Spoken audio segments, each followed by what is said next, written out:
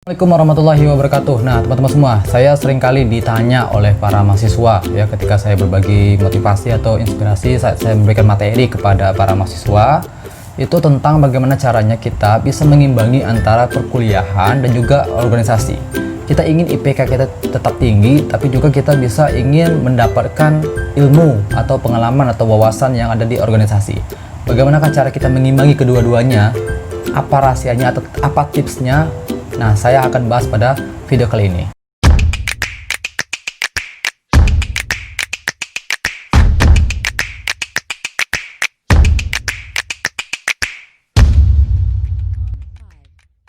Teman-teman semua, bahwasanya kalau kita ingin mendapatkan kesuksesan, maka kita perlu mensiasati atau merencanakan agar kita tuh bisa mendapatkan hasil yang maksimal. Nah, termasuk juga kalau kita ingin mendapatkan IP yang tinggi, tapi juga kita bisa mendapatkan ilmu yang ada di organisasi, pengalaman di organisasi kita juga dapatkan, sehingga tidak menjadi alasan kalau kita aktif organisasi, lalu IPK kita rendah, penyebabnya adalah organisasi. Bukan, karena ada kok teman-teman yang dia nggak aktif organisasi, tapi nilainya juga tinggi, nilainya juga rendah gitu. Nah, artinya apa? Organisasi sebenarnya bukan penghambat. Yang menjadi penghambat adalah bagaimana dia mindset berpikirnya adalah kalau saya aktif organisasi maka IPK saya rendah. Nggak juga. Itu tergantung orangnya lagi, tergantung bagaimana kemampuan dia memanajemen, mengatur atau ya membuat agenda-agenda dalam kesehariannya sehingga tidak terbentur ya, tidak dibenturkan dengan aktif organisasi dengan nilai kuliah. Nah, saya akan bagi tips kepada kalian ya. Ada 5 tips tentang bagaimana caranya agar kita bisa memaksimalkan ya waktu yang kita miliki sehingga kita bisa mendapatkan ilmu di organisasi dan juga ilmu di perkuliahan. Oke, yang pertama adalah yakni kalian harus menyediakan waktu setiap harinya itu membaca buku sebelum berangkat kuliah ya. Jadi setiap hari ya ketika mau kuliah kalian baca buku yang diajarkan oleh dosen itu minimalnya 30 menit gitu. Dalam sehari 30 menit, tapi konsisten. Jangan sehari baca biasanya tidak, tapi kita harus konsisten. Sehingga ketika nanti di kelas kita sudah tahu gambaran umum apa yang akan dosen itu sampaikan.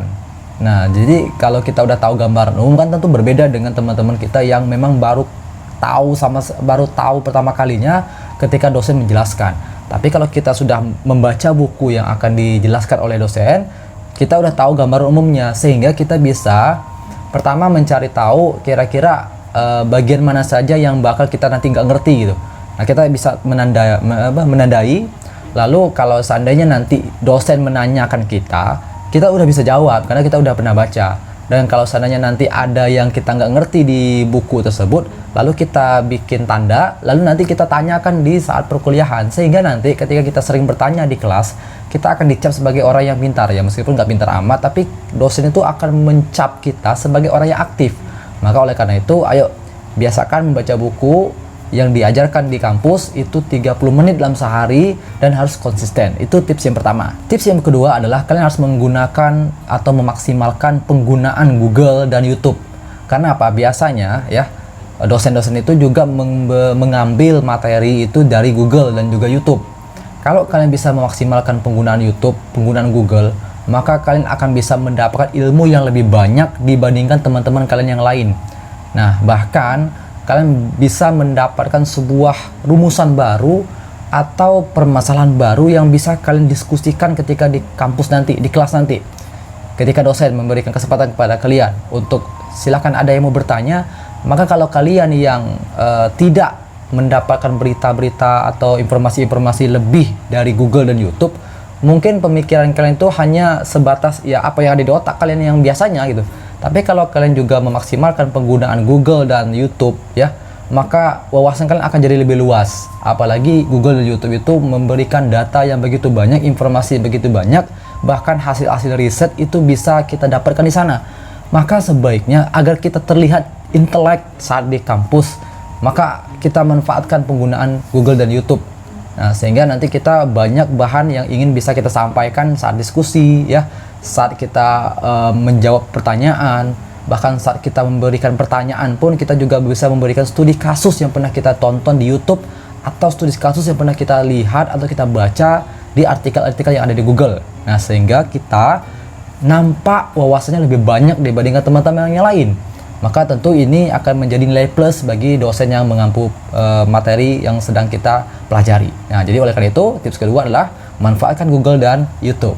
Tips yang ketiga adalah kalian harus bertanya dengan senior di atas kalian tentang, yang pertama adalah tentang tips kira-kira dengan dosen ini bagaimana caranya agar bisa dapat nilai tinggi. Menurut kakak ya, menurut abang, agar bisa dapat nilai tinggi dengan dosen ini apa yang saya lakukan?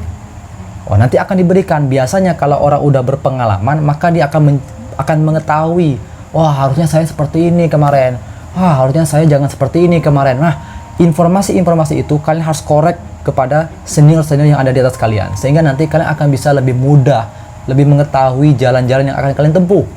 Nah, maka harus tahu tipe-tipe dosen memberikan nilai, karena biasanya ada dosen yang dia itu akan memberikan nilai yang tinggi kalau seandainya mahasiswanya aktif di organisasi. Ada yang dia itu inginnya dosen itu memberikan nilai tinggi dengan mahasiswanya karena mahasiswanya itu membeli bukunya gitu kan. Nah, kita jadi tahu. Maka kalau kita bertanya sama senior, kita akan jadi tahu nih gambar umumnya. Dan juga ya di samping tips agar dapat nilai tinggi dari dosen tersebut, kita juga akan bisa mendapatkan, ya silakan didapatkan soal-soal ujian tahun lalu gitu. Biasanya dosen itu tidak mengalami soal yang diberikan kepada mahasiswa itu tidak mengalami perubahan yang begitu jauh ya. Kalaupun jauh itu ya sedikit lah ya, tapi tidak terlalu jauh gitu. Kalau kita udah tahu bentuk soal yang muncul ketika ujian, tentu kita bisa mengantisipasi jawaban-jawaban yang bisa kita nanti akan berikan saat ujian gitu. Nah, maka pada waktu itu saya berpengalaman seperti itu dulu. Jadi ketika mau ujian, saya dapatkan soal-soal dari dua senior di atas saya gitu. Nah, dua angkatan di atas saya tanya kira-kira soalnya dengan bapak ini atau dengan ibu ini bagaimana. Maka dia akan memberikan. Ternyata memang betul loh, nggak jauh beda ya. Kalaupun ada perbedaan hanya satu atau dua soal. Nah, jadi oleh karena itu bertemanlah dengan senior, dapatkan tips-tips atau soal-soal tahun lalu sehingga kita bisa mendapatkan gambaran untuk bisa menjawab soal saat ujian. Karena menjawab soal saat ujian ya ketika kita masih menjadi mahasiswa itu menjadi hal yang begitu penting. Meskipun awalnya kita tidak aktif kuliah ya sebelum-sebelumnya, tapi kita bisa menjawab soal ujian. Biasanya dosen-dosen itu akan tetap memberikan kita nilai yang tinggi. Apalagi ditambah ketika di kelas kita aktif bertanya ataupun aktif menjawab. Nah, maka oleh karena itu begitu penting kalian harus mengetahui banyak hal tentang dosen kalian kepada para senior kalian. Yang keempat adalah kalian berteman dengan teman-teman yang rajin. Nah, ya. Bukan hanya pintar ya, tapi rajin. Karena teman-teman yang rajin biasanya dia itu akan mencatat apa-apa yang ada di papan tulis itu dicatatnya betul. Nah, bahkan kalau dia nggak ngerti, dia akan cari tahu. Jadi orang rajin itu seperti itu ya. Tapi kalau orang pintar mungkin kadang nggak nyatat, tapi dia udah tahu, tapi kadang tuh dia nggak bisa menjelaskan sama kita. Nah, tapi berteman dengan orang-orang yang rajin. Sehingga nanti kalau kita nggak tahu, maka kita punya teman untuk bertanya.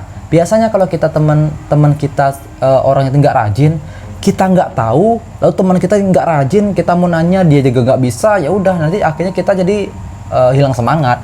Tapi kalau teman kita rajin ya, kalau kita nggak tahu kita akan bertanya itu. Kalaupun kita malas, tiba-tiba dia aja yang ngajak kita untuk bisa, ayo belajarlah, ayo kita belajar bersama-sama. Maka itu enaknya kita belajar berteman dengan orang-orang yang rajin. Ketika nanti kita ada kegiatan organisasi nih, kadang catatan kita tinggal, bahkan kita mengambil jatah untuk tidak masuk. Nah, kalau kita berteman dengan teman yang rajin, dia akan mencatat dengan lengkap, catatannya lengkap tuh ya. Lalu kita bisa bertanya kalau ada yang hal-hal yang tidak mengerti. Nah, oleh karena itu, ayo berteman dengan teman yang rajin, pastikan pilih teman yang benar gitu ya. Jangan sampai pilih teman yang hanya untuk ya kalian bisa hura-hura saja gitu. Semua orang bisa mendapatkan seperti itu, tapi teman yang rajin itu teman yang langka. Teman yang harus kalian dapatkan agar kalian bisa lebih mulus perjalanannya saat di perkuliahan. Itu tips yang keempat. Tips yang kelima adalah kalian kalau mengerjakan soal itu jangan di momen-momen akhir saat pengumpulan gitu. Misalnya dosen memberikan tugas itu pada hari Senin, lalu kalian mengerjakan soalnya itu pada hari Minggu. Nah, maka itu kalian akan terdesak. Kalau kita udah terdesak, maka kita tuh nanti akan menghabiskan energi yang banyak dibandingkan pada saat kita santai. Nah, maka oleh karena itu, ya the power of kepepetnya memang betul sih, kita menggunakan the power of kepepet. Tapi kalau powernya kurang, kita akan justru jadi down, justru akan jadi melemah gitu. Maka oleh karena itu sebaiknya saran saya adalah ketika dosen memberikan tugas, maka selesaikan pada hari itu atau besoknya lagi, 3 hari lah. Sehingga pada saat besok mau kuliah, kalian udah siap. Jadi nggak perlu keteteran pada malam harinya. Biasanya ketika kita sering menumpuk tugas, maka kita akan menyalahkan banyak sekali tugasnya. Sebenarnya tugasnya nggak banyak, hanya saja kita mengumpulkan atau mengerjakan itu di momen-momen akhir gitu, sehingga tugas itu terasa banyak ya karena menumpuk. Nah, maka oleh karena itu minimalisir ya tumpukan tugas, sehingga kita bisa lebih enjoy pada saat perkuliahan, dan kita juga bisa menggunakan waktu-waktu ketika kita tugas udah selesai ya, udah siap kumpul. Maka kalau kita mengikuti agenda organisasi, kita tidak ada hambatan. Terkadang ada teman-teman kita yang nggak aktif organisasi. Kenapa? Itu dia belum bikin tugas. Kenapa nggak ikut rapat? Itu dia belum bikin tugas. Nah, coba ketika dosen memberikan tugas, malam harinya itu sudah dikerjakan tugasnya. Kalaupun nggak tahu, karena kalian berteman dengan orang yang rajin pada tips yang sebelumnya, maka kalian bisa menyelesaikan pada hari itu. Nah, oleh karena itu, ayo jangan terlalu sering menggunakan the power of kepepet. Kalaupun mau menggunakan the power of kepepet, jangan menyerah. Jangan menjadikan itu alasan kita nggak mau ikut organisasi gara-gara tugas banyak. Sebenarnya bukan tugasnya banyak, tapi kitanya aja yang sering mengolok-olokkan waktu. Baik teman-teman semua, itulah tips tentang bagaimana cara kita agar bisa mendapatkan nilai yang tinggi, tapi juga kita harus tetap aktif organisasi. Kita harus tetap aktif organisasi, jangan menjadikan organisasi sebagai penghambat kita untuk bisa berprestasi. Dan jangan pula kita hanya fokus pada kuliah, tapi nggak mau ikut organisasi dengan alasan nggak mau ikut organisasi gara-gara nanti akan bisa nilai rendah. Bukan karena organisasi nilai kita rendah, tapi karena diri kita sendiri yang tidak bisa mengatur kehidupan kita. Terima kasih. Assalamualaikum warahmatullahi wabarakatuh.